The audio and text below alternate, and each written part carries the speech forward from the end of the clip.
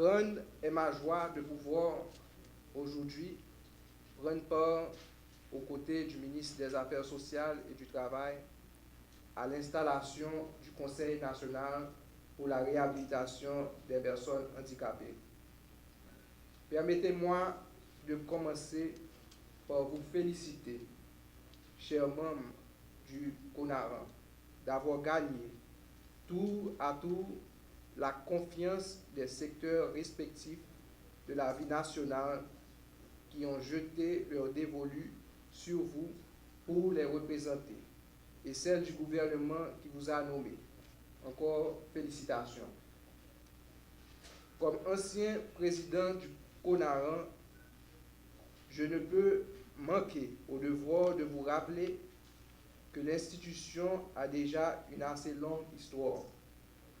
De 1983 à nos jours, l'histoire de sa mise en place et de son fonctionnement n'a pas toujours été un grand succès.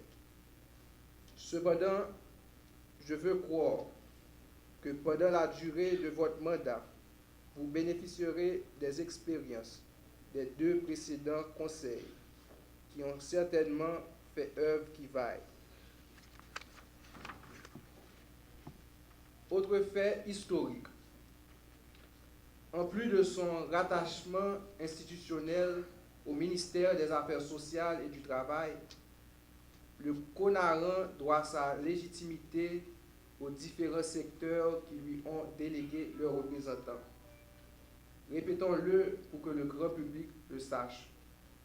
Le CONARAN est constitué de 8 membres, dont 2 représentants du ministère de la Santé publique et de la Population, un représentant du ministère de l'Éducation nationale et de la formation professionnelle, 3 représentants des organisations œuvrant dans le domaine du handicap, un représentant du patronat et finalement un représentant du salariat.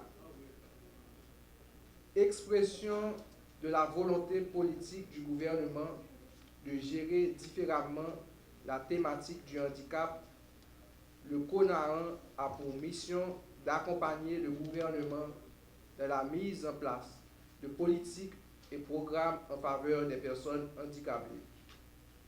En ce sens, j'ose croire que chaque membre du Conseil est bien imbu de ses responsabilités après avoir lu la loi organique qui lui a été transférée. Je veux y insister parce que c'est un préalable pour remplir efficacement la mission qui vous est assignée. Mais, en plus de la responsabilité légalement confiée à vous, il y a quelque chose qui me paraît indispensable pour un porteur de projet sans laquelle on ne saurait parler d'efficacité. Indépendamment de nos horizons d'attache et de vue, il y a une connaissance nécessaire, un niveau de maîtrise du dossier du handicap que nous devons avoir ensemble.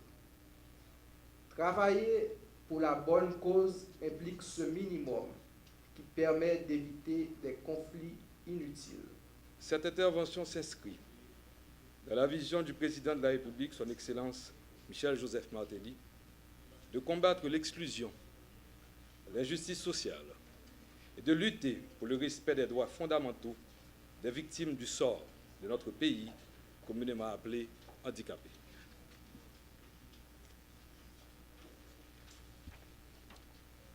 Le ministère des Affaires sociales et du Travail, soucieux de concrétiser dans le réel la politique d'inclusion sociale et d'équité du gouvernement, se sent heureux de vous donner l'investiture comme membre du Conseil national pour la réhabilitation des personnes handicapées CONARAN.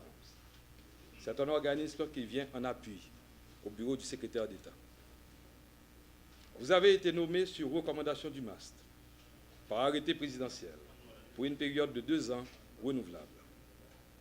Le principal critère retenu dans le choix était l'engagement dans la lutte pour l'amélioration des conditions de vie des handicapés.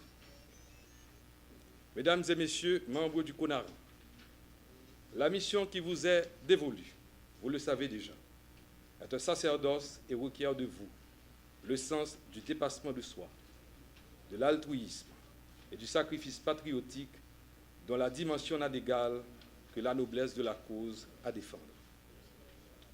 Je suis convaincu que vous saurez vous en acquitter avec brio, car vous avez été choisi en raison de votre engagement sans cesse renouvelé à l'avancement de la cause des handicapés.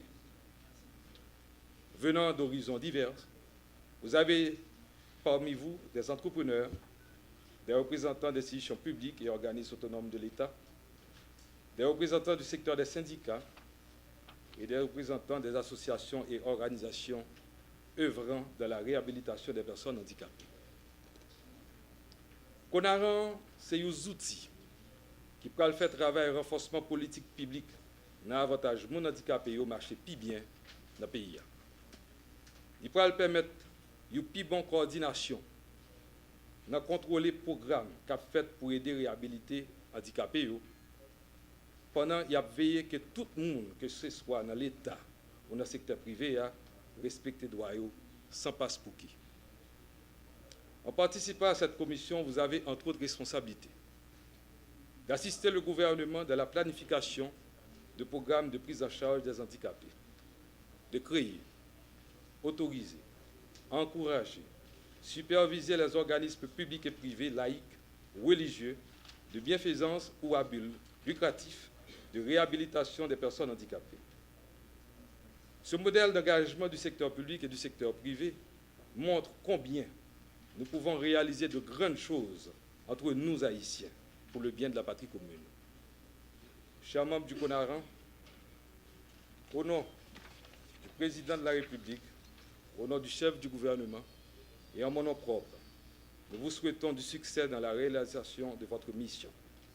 Soyez assurés de la disponibilité du ministère à vous accompagner dans toutes les démarches que vous aurez à entreprendre pour le bien des handicapés de notre pays. Nos remerciements s'adressent également au secrétaire d'État Auriol pour le travail assidu réalisé qui a permis la cérémonie du jour. Mesdames, Messieurs, bon travail et bonne chance. Je vous dis merci à tous.